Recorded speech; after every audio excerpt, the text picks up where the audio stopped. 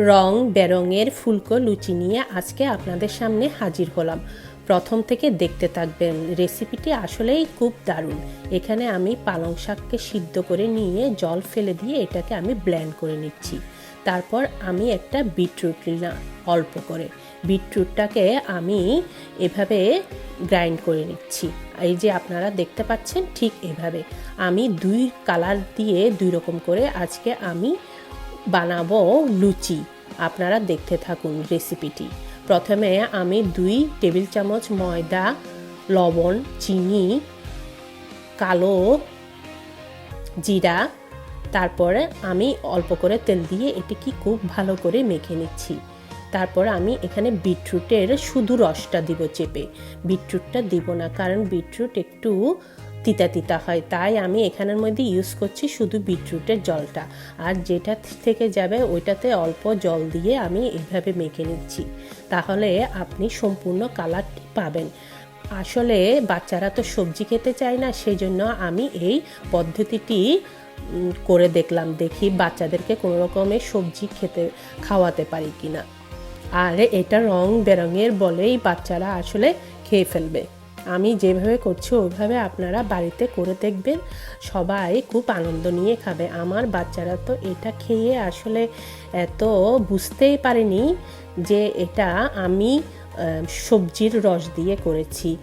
বলে, মা এটা কি করেছো তুমি, এটাতে এত সুন্দর কালার কিভাবে আসলো।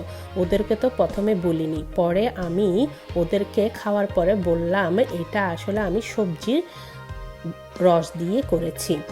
আমার হাজব্যান্ডও বিশ্বাস করতে চায়নি এই কালারটা কিভাবে আসলো। আপনারা ঘরে তৈরি করে দেখবেন, তাহলে সবাই খেতে খুব পছন্দ করবে। এরপর আমি এখানে বানাচ্ছি পালং শাকের যেইটা ব্লেন্ড করেছিলাম সিদ্ধ করে, সেটা দিয়ে 2 কালার দিয়ে 2টা করব। আপনারা চাইলে অন্য যে কোনো কালার বাজারে পাওয়া যায় সেটা দিয়েও করতে পারেন, আপনাদের নিজের মনের মতো করে। আমি লুচি করেছি, আপনারা এখানে এটা দিয়ে পরোটাও করতে পারেন।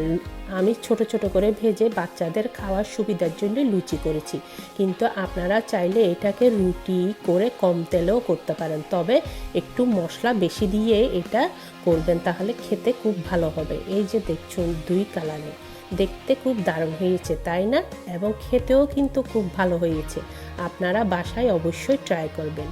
যদি আমার এই রেসিপিটি ভালো লাগে তাহলে অবশ্যই প্লিজ একটা লাইক করে দিবেন।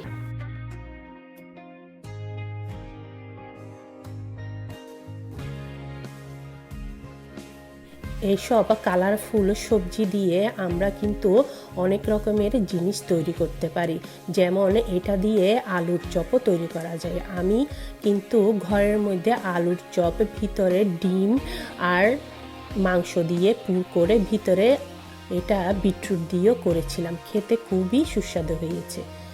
আপনারা চাইলে ওরকম করেও তৈরি করতে পারেন। এই দেখুন দেখতে কি সুন্দর হয়েছে। তারপর আমি তৈরি করব এটার সাথে খাওয়ার জন্য এখানে চিকপিস দিয়ে আলু দিয়ে এটাকে আমি আলুর দম তৈরি করব।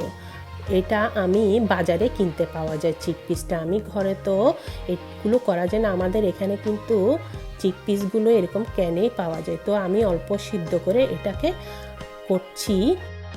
সাথে আলুর দমটা আসলেই খুব ভালো লাগে, তার মধ্যে আমি একটু চিকপিস এগুলো অ্যাড করেছি।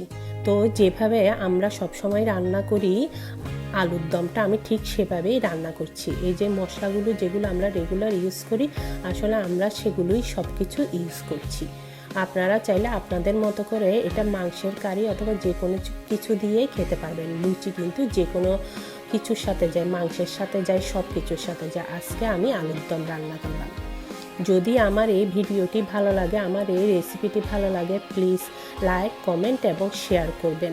আপনারা এটি রান্না করে দেখবেন, আসলেই খুব ভালো হয়েছে খেতে। সবাই ভালো থাকবেন পরিবারকে নিয়ে।